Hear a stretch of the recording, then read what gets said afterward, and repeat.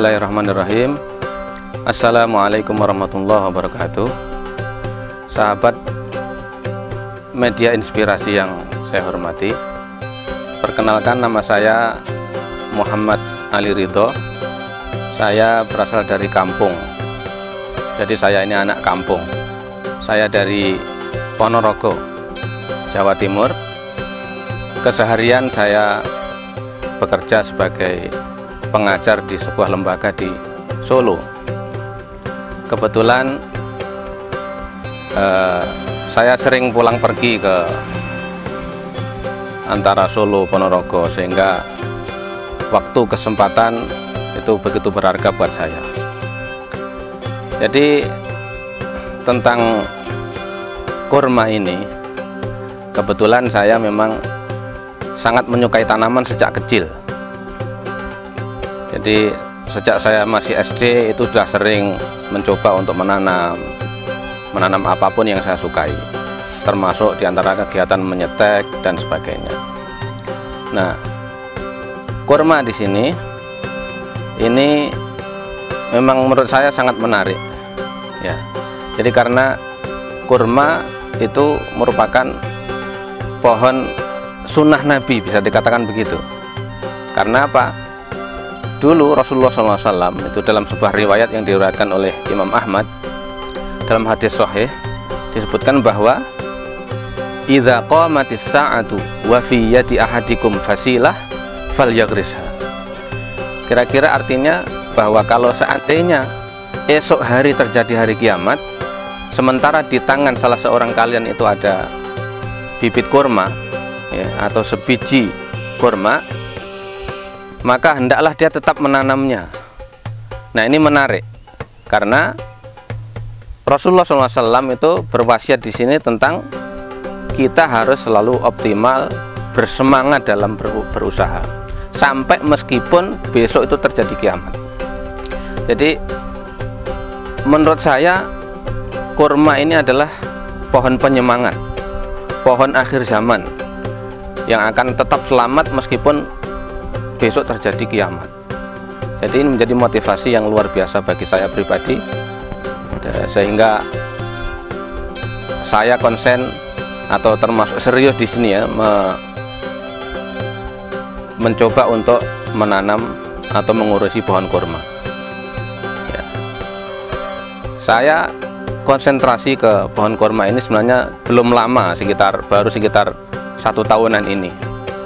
Kebetulan saya dulu biasanya kalau mendapatkan atau makan buah kurma, itu bijinya selalu saya tancapkan ke tanah dan akhirnya tumbuh dan sebagainya. Akhirnya itu memotivasi saya sehingga timbul keinginan untuk mencoba.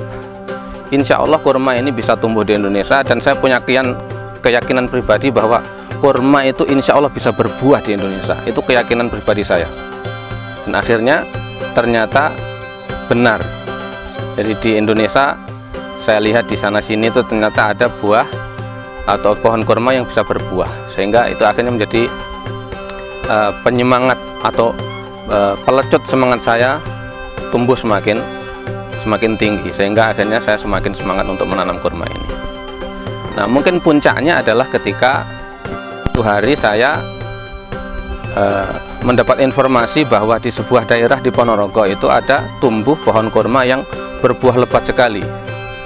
Akhirnya berbekal informasi yang saya dapatkan, akhirnya saya mencoba untuk silaturahmi ke pemilik pohon tersebut.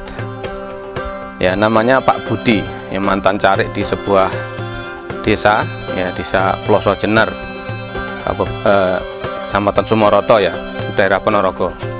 Itu akhirnya saya silaturahmi ke sana. Kemudian setelah silaturahmi atau di tengah-tengah silaturahmi itu saya coba untuk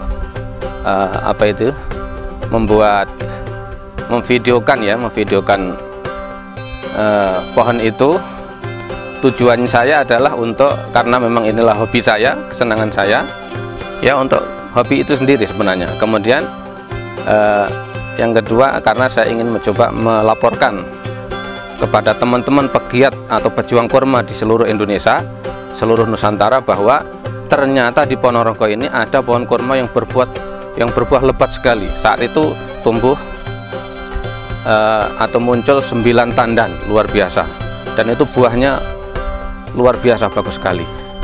Dan itu ternyata video yang saya buat kemarin itu tidak disangka-sangka dan tidak saya niatkan sama sekali untuk viral, tapi ternyata viral, dan akhirnya efeknya adalah buah kurma yang 9 tandan tadi itu hanya dalam hitungan hari, sekitar 3-4 hari setelah video saya viral itu, ternyata langsung habis, ludes. Jadi 9 tandan itu ludes karena begitu banyaknya peminat orang yang datang ke rumah Pak Budi tersebut untuk mencari kurma muda.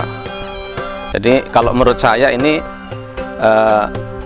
mungkin karena ada beberapa faktor, diantaranya karena memang mungkin orang Indonesia selama ini sangat rindu ya dengan adanya kurma yang bisa berbuah di Indonesia. Dan nyatanya begitu mereka melihat, oh ternyata bahwa di Ponorogo di Indonesia ini ada pohon kurma yang bisa berbuah sangat lebat luar biasa, sehingga mereka akhirnya berbondong-bondong ke situ, walaupun hanya sekedar untuk melihat-lihat saja, tidak membeli. Jadi akhirnya begitu ya.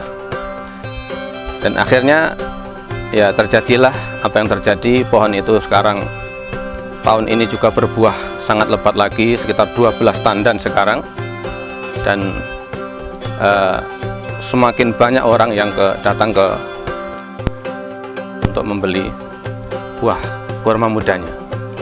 Nah, itu sekilas tentang hal yang melecut saya untuk bersemangat lebih lagi untuk menanam pohon kurma ini. Dan ya sekali lagi, pohon kurma itu menurut saya adalah pohon yang unik ya. Unik karena perawatan sejak kecil sampai dewasa sampai berbuah itu membutuhkan perawatan yang ekstra, tidak sembarangan. Tapi meskipun kadang-kadang kurma liar di Indonesia ini tidak diapa-apakan bisa berbuah, nah alangkah luar biasanya kalau seandainya kurma itu dibudidayakan, kemudian dipelihara dengan baik, sehingga insya Allah akan tumbuh pohon-pohon kurma yang berbuah di Indonesia. Dan itu keyakinan pribadi saya, selalu mengatakan bahwa insya Allah Indonesia bisa. Ya, kita bisa melihat di sana sini di Indonesia itu sudah banyak pohon kurma yang berbuah. Contohnya diantaranya kalau kita ingin melihat, ada di kebun kurma Pasuruan, itu luar biasa. Di sana ada ratusan pohon kurma yang berbuah setiap tahun, dan alhamdulillah ini salah satu ciri atau anugerah dari Allah Subhanahu wa Ta'ala, karena Indonesia ini adalah negeri yang durasi sinar mataharinya itu sangat panjang. Dari pagi sampai sore itu Indonesia selalu disinari dengan sinar matahari pemberi energi untuk tanaman, terutama kurma, sehingga ini sangat cocok. Makanya tidak heran kalau ternyata pohon kurma di Indonesia itu bisa berbuah sepanjang tahun. Nah, ini yang luar biasa. Sementara padahal di negeri Arab sendiri itu pohon kurma setahu saya itu dalam setahun cuman berbuah sekali saja ya. Termasuk di Thailand itu juga cuman sekali, itu menurut Mr. Kola langsung ya, dari Thailand. Beliau mengatakan bahwa di Thailand pun cuman sekali dalam setahun. Dan ternyata di Indonesia ya, kalau pengen melihat kasusnya di kebun kurma Pasuruan bisa berbuah sepanjang tahun. Ini yang luar biasa. Jadi prospek ke depan untuk pohon kurma, budidaya kurma di Indonesia, saya tetap yakin dan sangat yakin bahwa Indonesia insya Allah bisa berjaya di budidaya. Karena kita tahu bahwa Indonesia termasuk negeri pengimpor buah kurma setiap tahunnya, itu berton-ton ya, banyak sekali, dan semuanya adalah impor. Maka sudah saatnya untuk bangsa Indonesia bangkit dalam masalah perkurmaan ini. Insya Allah Indonesia bisa jaya di kurma ini. Karena dengan berbagai keunggulan tadi, sinar matahari yang luar biasa, durasinya panjang sekali, kemudian iklimnya juga luar biasa, ada panasnya, anginnya juga bagus, sinar mataharinya, kemudian udaranya kadang terasa panas, kadang terasa dingin. Nah, itu yang membuat keunggulan untuk iklim Indonesia, sehingga Indonesia insya Allah bisa berkata dalam hal kurma ini, insya Allah. Dan harapan saya pribadi kepada saudara-saudara semuanya seluruh Indonesia, ayo kita menanam kurma, karena Indonesia insya Allah bisa. Karena kurma tumbuh subur di Indonesia, karena kurma insya Allah bisa berbuah dengan lebat di Indonesia, bahkan durasinya bisa sepanjang tahun. Jadi harapan saya, semoga teman-teman, saudara-saudara itu mau untuk mencoba menanam kurma, walaupun skalanya mungkin skala rumahan, tidak apa-apa, kita coba ya. Apalagi kalau kita mencoba untuk menanam kurma dengan skala kebun, insya Allah ada harapan, ada peluang yang luar biasa untuk memenuhi pasar di Indonesia yang masih sangat terbuka lebar. Sehingga itu menjadi harapan saya, semoga